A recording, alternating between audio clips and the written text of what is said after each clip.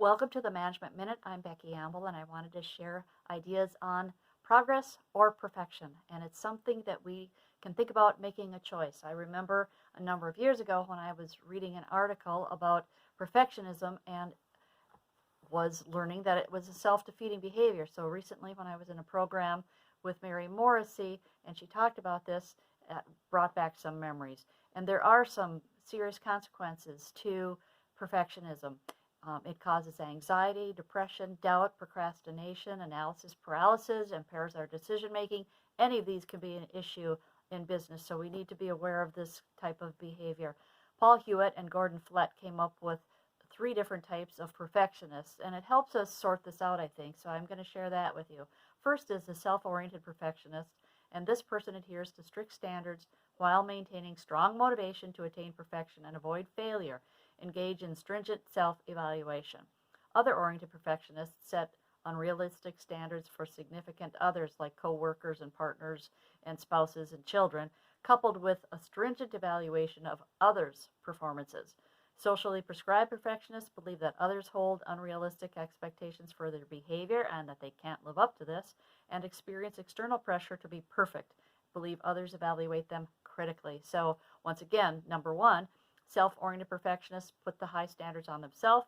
Number 2, they put high standards on other people. And then third is an outside force like media, and we've certainly heard plenty about that over the years. Brene Brown says that perfectionism is not the same as striving to be your best. It is not about healthy achievement and growth. It is used by people as a shield to protect themselves against the pain of being vulnerable. They don't want to be blamed or judged by others. And where a person can run into a challenge or a problem is that a perfectionist wants to do everything to the highest level of excellence. And in this day and age of continuous improvement and Six Sigma, it's important to do quality work. Yet if we have an area of expertise, we do probably excel in that and do really, really good work. Where we run into problem is everything can't be perfect. And if we try to make everything perfect and put those high and unreasonable standards, that turns into perfectionism.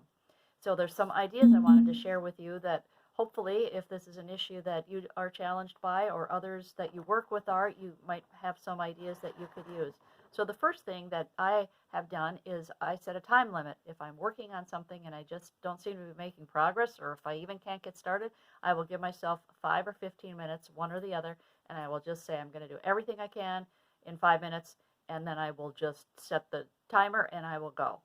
Second idea is play first and edit later. So the idea here, again, is to get something done and then edit or come back and review it. And if it's something that you're writing, get somebody else to proofread and help you with some feedback. Third is go with the flow. So if you get started, just keep going. Avoid distractions and stay focused on what you are doing. Another one, number 4, is do it now. So that kind of goes with the ready, aim, fire idea. My friend Earl Bakken, the founder of Medtronic, he actually had buttons made up that said ready, aim, fire, with the idea that you want to get something going and then you can tweak it and make the improvements.